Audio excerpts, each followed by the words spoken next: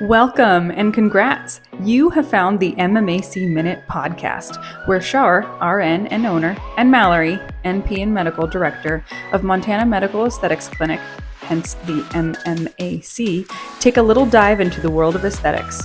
Join us as we discuss hot topics and timeless truths. We will be your guides to navigating your own aesthetic journey. Hello. Hi. Welcome to episode number 14 of the MMAC Minute with Shar? and Mallory. Yeah. Here we go. We feel really prepared because we actually knew which episode it was, because that is one of the stumbling blocks that we always forget. have, that we're always going to correct, and then we forget to do. And the funny thing is both of us checked today. So Yeah. So if we're wrong, then we're really in trouble. yeah. So today we wanted to talk about kind of like your aesthetic management routine, and what that means to us. And people are often asking us, like, what do I do when, and how do I maintain this, and what's a good schedule, and what should I do next? So we thought we would talk about what that kind of means to us and how we kind of approach it. Set that up. Yeah. Perfect. So we kind of think about aesthetic routine. It's kind of like age management, right? We're trying to stay in control of Mother Nature rather than letting her have free reign. Boss us around. Yeah. I always, when we sit in consultations, I'm like, I would love if you look in the mirror and like recognize that person and you're like, all right, what's up? Instead of like, oh my God, who is that looking at me? She looks very different than when I woke up yesterday. And where you just feel like you aged like overnight. Like we can, like you said, manage things, make it very slow down the aging process where we feel comfortable with it. And even with like dermal fillers and that kind of thing, our goal isn't that there's always an exception, right? I mean, sometimes when we do lips, some people want their lips to have a little bit more punch and a little bit more volume. But many times with dermal filler and other places, we're just trying to restore what was once there. Yes. And that can be true for lips too. Sure. We're trying to restore some lost volume, restore some hydration. Yeah. We're trying to restore some support back here, some support here under the corners of the mouth, places that we lose it. Yeah. So it isn't that we want you to look in the mirror and not see a single wrinkle or a single... Exactly. Yeah. And we don't want you to look in the mirror and see the filler either. Right. You should look like you. Your filler should not enter a room before you do. So it's like, look in the mirror. I want you to look in the mirror and just think, oh, I don't see as many things that I want to correct. Yes. Or there's less distracting. Yes. Yeah. Yeah. And like Mallory kind of said in the beginning, like, pretty satisfied. Yeah. This is who. I like her. I'd hang out with her. Yeah. So go ahead. I was thinking, as we were talking, like kind of going through how we set up, like when we sit down with somebody and do a one-on-one, what's the word? Consultation. Thank you. Kind of what's going through our mind as we're doing that. So what's like one of the first things that you ask people after we've introduced ourselves and on all of that? One of the first things that I ask people is like, okay, what's one of your top concerns? What's something that, you look at pictures and when you see yourself, this kind of stands out and distracts you from enjoying the whole picture. So what are your concerns? Right. Identifying some areas that bother you, either when you look in the mirror or look at photographs. We try to limit it a little bit, you to two Top or three concerns. Yeah. You just, the idea being that let's identify a couple things that really bother you, and now let's talk about things that we can do to help soften those areas or minimize the concern. Sure. See if your goals or concerns would match up with what we can offer. And then also kind of, it's a great time to educate people in Absolutely. that. I'm just going to quickly just kind of talk about something really quick, that because goals and aesthetically pleasing things have changed over the years. Sure. So this is the 18th year I've done this. So I've seen I was in on kind of the beginning overall of dermal filler. And the dermal fillers were introduced into the U.S. market in 2004, and I started doing this in 2008. When you were 10. Yeah. 10. Okay. That's what I thought. Yeah. I'm trying to do math. Yeah, 10. Yeah. Let's go with that. And the first thing that we learned to fill, and the thing that everybody did, is nasolabial folds. I learned that too. Right? That was the first thing. When's the How last often- time you I was just truly gonna filled say, a nasolabial fold? It's been years. Can't remember. I do right? superficially. Sometimes Right, we'll like do like the etching. crease. Yeah. Uh-huh. You know, More often. and we'll fill this, but this Sure. is considered it's an area we call the piriform aperture, and it's just kind of a space. Yeah. You know, that we will add support because. We lose the bone structure in there, and then our nose is tipped forward, and then it allows for our cheek heaviness to come through and that kind of thing. But just to fill a nasolabial fold, we learned really quickly the reason they did that, they being the filler company, they did their polls. What bothers you? What bothers people? I was just going to say, because how many times do people still come in, and that's one of the areas of concern. But we usually go at it in an indirect way because it looks more natural. And that's where your area of concern and where somebody may think they need. Right. And where in reality this is a better idea, and why is what our job is. What we see. You know? Yeah. So where your concerns and goals maybe line up differently than... We may have a different road to getting there. To meeting your goals. Yeah. And nasolabial folds are a really interesting thing because not only filling those becomes really disfiguring, but it's one of the most dangerous places to put filler. I know, and that's the first place they taught new injectors. Newbies. It's really that's scary. Literally the first thing I learned how to fill. So then we kind of talk about things, and we kind of line out see where our goals and your goals and treatment modalities can align. And also, managing expectations and realistically, we're talking about non-surgical results. Yeah. So we're not going to be lifting and cutting skin here. We're not We're not taking any skin out. Nope. So with certain things, Yeah. So it's always important, I guess, to us to have that conversation too. Right, because sometimes we talk to people and it may be somebody who would be best served by a surgical procedure for what they want to achieve. But there are people that are like, I've considered surgery and it is not for me. I'm not going to do it. Okay, that's great. That's great to know. Now we start from there. But if somebody's considered surgery and it's not out of the realm of possibility for them, their best option may be to go see what a they surgeon. can do for you. Talk to them about that first. Yeah, we're not afraid to to refer that way either. We stay in our lane. Yeah. Okay. The thing we always remember, aging is a gift. I mean, getting older, only the lucky get to continue to do that day by day. Doesn't mean we have to like the outward appearance of that, and that's where we can kind of work to control things a little bit. Again, we talked about choosing a couple things that we want to control. And see if we can soften the progression of that, restore what should have been there if Mother Nature hadn't taken over. If she was a little nicer. And so when you talk about a couple of things with people, do you start off by kind of talking about like this is normal? Well, it's funny for whatever that means. That we were just talking about like nasolabial folds, because a lot of times we get into anatomy and physiology, we get into some kind of education pretty quickly in our consultations, because again, what you're seeing and what bothers you may not be the first thing that I attack. It may be an indirect approach. That's a good point. And so it always makes sense for me to explain to you why I recommend this instead. It's not because I'm trying to upsell anything at all. In fact, it might be more cost effective to do what I'm suggesting, because when you come from the right direction, when you're coming from the right angle, so oftentimes, I'll just use an example. We do get consultations a lot, people bothered by the nasolabial folds. And the tear troughs. Infraorbital hollows. Yes, those are top areas, right? That are almost always our approach is more mid-face volume replacement, i.e. cheeks.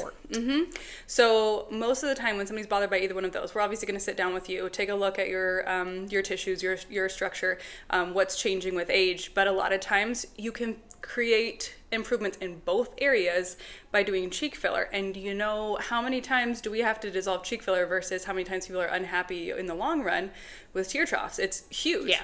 So in the long run, we're going to want to do something that you're going to be happy with for a very, very long time. Right. So anyway, that's one of those things. So we get into that anatomy and physiology because we talk about fat pads. And I like when you said upselling, because I think that you can count on us for one thing. It's that we aren't going to do that to you. And I like to tell my new consultations, I'm just like, I get paid the same amount of money whether you buy nothing and we just sit here and chit chat, or you start developing and enacting a plan. I get paid the same amount. Everybody in this clinic does. So no I tell ulterior people, motives there. right, there is no commission, there isn't any, whatever. Which I love, because it always felt very fake. If you have to, like, for a very short period of time, I worked in a place that went to that model, and I was like, that's not for me. I don't like that at all. And that's the same on products too. And so if we suggest a treatment or a product for you, it really is because we think it can benefit you, not because I'm getting any more money off it. Jenna talking to you or Sammy about products, they don't receive anything extra from that. So, however, you are our walking advertisements, and we don't want you walking around looking crazy and saying that. They're weird. Sharded my lips, and Valerie did my and that's troughs. such an important point. I want you to be so happy and thrilled with what you did. I don't want you looking good. So we don't want you to leave here looking weird or unusual any more than you want to look weird and unusual. Maybe sometimes more than you even realize. I always tell people that it's funny, because every so often we'll have somebody come back in and we say, like, okay, you'll probably want to do your lips again in 6 to 9 months or 9 to 12 months or something. And then they come back and I'm like, I lied. We aren't even ready for that yet. And I will, in a very kind way, have that conversation. Like, we're not ready for it yet. And the first time it always takes people back, like, well, I thought I was ready for lips today. And I'm like, look at the pictures, the before and after. It is my job to think long term, keep you looking like you for longer, the best you possible, but still looking like you, and not to have over, 3 years, you go, oh my gosh, my lips look like a duck's. They don't look like mine used to, Right. And kind of the rule of thumb is, if I can't make it any better, I shouldn't be touching it. That's right. We're not going to make it worse. Right. So if I can't make it look better, that's it. I shouldn't be touching it. That's right. So we're just going to, I interrupted Mallory on the anatomy and physiology of aging skin. So we're just going to return to that a little bit. Yeah. So, and it's not just the skin, as we talked about. There's all different levels of A&P, of anatomy and physiology of aging. We have the skin, and then we have, fat pads is something that we often talk about, because that's what comes up a lot with filler. We see the changes. We lose volume here, and it starts to collect in other areas, or what we see from the surface in the mirror is different than what's going on underneath the skin sometimes. So we always have conversations about that. But that being said, you need to take care of all of those different layers where things are happening. So if you don't have a good skincare routine, it doesn't matter how much tox you're doing, and it's not going to get rid of all the wrinkles, because if there's something there from sun damage or from smoking or something, the tox isn't going to erase that. So right, and it's certain decades of life, certain things are more normal than at other times of life. She talked about the fat pads. So we have deep fat pads, we have superficial fat pads. They do different things and affect the way that our skin lies and our structures are. All of our fat pads shrink as we get older, except for one. The one that grows. Guess where? Our problem area number one. The one that gets longer and wider is right there along the nasolabial fold. And again, that's why we thought we needed it filled, So our job is to help you identify that, no, this really is normal, and we try to normalize things. And there's a couple things that then we start to look at as far as how can we help age management and aging skin look the best that it can look. And remember, it's our largest organ, so we want to keep it healthy. It's a direct reflection of how we're doing. I was just going to say how you're aging on the inside. So so sometimes that comes up too, right? We don't want to, you can't mask everything that's going on the inside. So here's a thought. stop what you're doing, grab your water and take a sip right now. Oh, yeah. Drink some water. Make sure you're getting enough protein. Make sure you're living a healthy life. Exercise, all that stuff. Which probably leads into another thing that we're going to talk about, right? We're going to talk about intrinsic and extrinsic factors. So, you know, I always have a hard time when we go through the, you know, medical forms or when we're talking about something and it comes up that they're a smoker. I will not personally attack you for smoking. I will not Everybody knows. discriminate against you. No. I just always have to educate people that, like, okay, well, that's a factor that's working against us. So if that's something that's not going to change, we really have to double down on skincare, on everything else, because it does complicate the aging process. And your reality is your reality, so Yeah. be honest with that. Totally. We'll never shame people. No. But we do know that less oxygenation to the skin does require longer treatment plan and a more thorough, aggressive treatment plan. And also, it can complicate vasculature. So that's another thing that we'll talk about, you know, safety and all that. So, yeah. Yeah. So when we sit down after we've identified the patient's areas of concern and their goals, we talk about normal aging anatomy, skin and structure changes, and how we can help support and people to achieve their goals and then maintain it. And one of the first things we identify is we'll probably give a couple different levels of treatment. Like, you know, we might go with the least invasive, moderate, and maybe the most invasive. And the one thing to really identify too is how much downtime somebody may be willing to have. I mean, there might be people that their employment, their lifestyle, whatever is happening with children, they just don't have the ability to have many times Social away downtime. for social downtime. Right. And so they need to do things that are minimally invasive.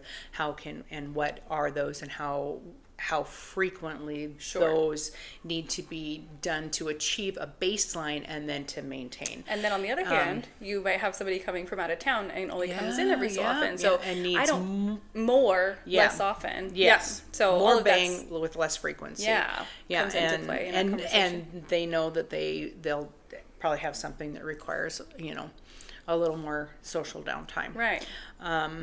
When we kind of look at what our we know that clear skin tones have a greater impact as far as healthy skin or healthy looking or diminishing age, you know, on the skin. Clear skin tones, meaning minimal browns, minimal reds, and broken capillaries and that kind of thing, have a bigger impact than even wrinkle-free skin. Yeah. I mean, when the industry leaders, whoever, do kind of like surveys and stuff and ask people to identify who or what photo they believe somebody looks older, younger, that kind of thing, almost always the clear skin tones, no matter how wrinkled somebody is, will stand out as that person looks younger and healthier. That's probably says something about like just human development over, you know, hundreds and thousands of years, probably, because it's like you can instantly look at somebody and go, yes, they look healthy, or like, no, they don't. Yeah. And it doesn't have to do with the wrinkles. It's more like, it's skin tones. Yes. Yeah, because if they've got a bunch of skin damage, you can see again, it's a direct reflection of what's going on inside. So they look gray, they look pale, they look yellow. They look, especially as a nurse, you can't, once you see it, you can't unsee. You just instantly pick up all that stuff, but everybody does it to an extent. So we identify what might fit into your lifestyle, what might fit into your budget, and then we lay out a plan to get you to baseline. And that often requires 2 or 3 treatments of the same, whether that's a BBL treatment or microneedling, or it might be a biostimulator like Sculptra or a profractional laser or something like that. It might require 2 to 3 treatments to get you to baseline, and then maintenance will be different for everybody. Yes. Depending on age and heritage and genetics and the extrinsic, you know, sun exposure, nutrition, that kind of thing, as well as what products you are using to maintain that. Yes, so that's another thing I always mention to people at home. It's like, we absolutely will help you come up with a plan. You know, we can put it on a calendar if you'd like. Some people really appreciate that.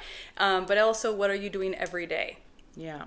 What are we doing at home? You know, do you need to be exfoliating every day? Do you need to be making sure that you're moisturizing, and we need to get SPF on you? Like, what are the things that you need to be doing? Right. And should you be exfoliating every day? Right. Not necessarily. Right. It Not depends. everybody. So I used to really discount home product care. I didn't really give it much significance. Can make a huge difference. And I have really had to change my mind on that. And our prescriptions too. You know, I'll tell people, I've seen the difference when somebody pairs a rosacea BBL with our rosacea 100%. 100%. Mind blowing. Yeah. You know, so again, those are things that we're going to make recommendations for you to get the best benefit and for your results to last much longer for you.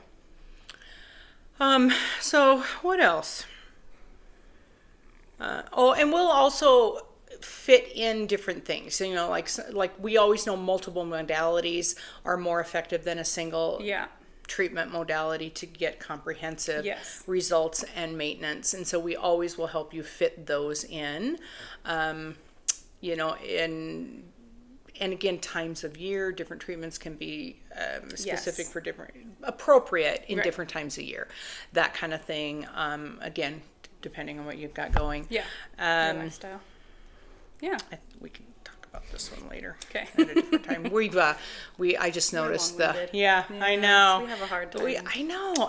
We have this very short little outline, and then it looks like, we could do this in 5 minutes, but we are who we are. And here it is over 20 minutes. So we can't do that. We don't want to, belabor the point any. But again, it's identifying goals, identifying treatments that can achieve those goals, appropriate timelines, and maintenance. And it's always individualized. So, one of my favorite things to do is sit down with somebody and create their comprehensive plan. A lot of times this happens for me before Beauty Bash because we have a lot of our clients who will buy for the following year. Yeah. And so they're like, okay, what month am I going to do this? And we plan like, okay, if you're going on a vacation in the summer, let's not do laser right before then or right after then. Maybe microneedling instead. All of that comes into play. So we can just sit down and make your plan, and then it's done. And then it's there for you, and it's that simple. So for a lot of people that just like to have that accountability, you can schedule out for a bunch of things. It's very easy that way. So we could do the work for you with your involvement, always individualizing, customizing it for what's best for you, your needs, all the factors that we discussed. So that's fun. Yeah, and bottom line, it's an ultra marathon. Yeah, it's not a sprint. Josh would appreciate that analogy. That's what I thought. My husband loves to torture himself with her husband. 50. No, he hasn't done 50 miles yet. He's working up to it. Yeah, he's working up to it. He will. Next year he will. Well, yeah. So it's an ultra marathon. It's the long race. It's the slow. And like you said, what a privilege to be able to be healthy enough, to be strong enough to be able to do something like that. Yeah, so that's perfectly worded. I love it. I know. There it is. Please subscribe, comment, share with a friend. We really appreciate you staying and watching to the end. And we just love our people. So we thought we would just bring a little extra tidbit of information or 12. And just let us know what questions you have. Drop a comment. Send us a message. Let us know what you're ready to get started on in your routine or to continue on. Happy last days of summer. Toodles.